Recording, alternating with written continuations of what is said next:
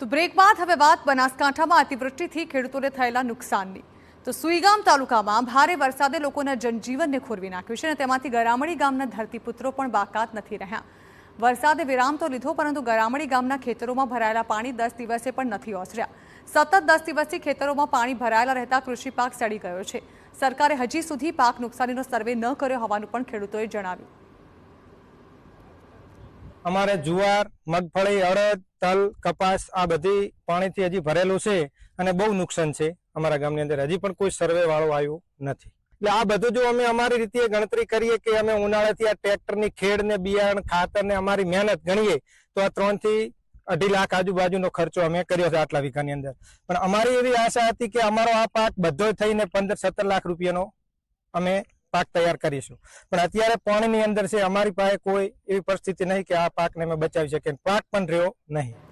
તો ગરામડી ગામે ખેડૂતોએ તલ, અડદ અને એરંડાના પાકોનું વાવેતર કર્યું હતું અને ખેડાણ બિયારણ મળી લાખો રૂપિયાનો ખર્ચ કર્યો હતો, પરંતુ અતિવૃષ્ટિએ ખેડૂતોની મહેનત પર પાણી ફેરવી નાખ્યું। ખેડૂતોના મતે પાણી વહેલા નહીં ઓસરે તો શિયાળુ પાક પણ ફેલ જશે।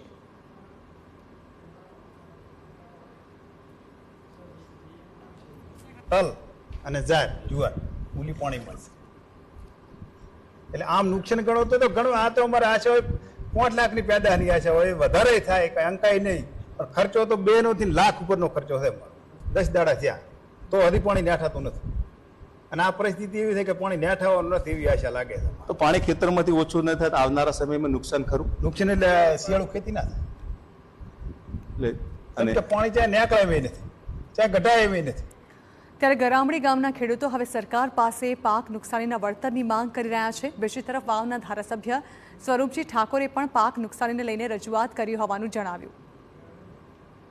સુઈગામ અને વાવ તાલુકાના લગભગ તમામ ખેતરોની અંદર પાણી ભરાણા અને એને પાણી ભરાવાના લીધે પાક સંપૂર્ણપણે નિષ્ફળ ગયો છે અને ખેડૂતોને પણ એનું પૂરેપૂરું વળતર મળે એના માટે અમે પૂરા સીએમ સાહેબને પણ રજૂઆત કરી અને પૂરું વળતર મળે એના માટે અમે બંધાના છીએ।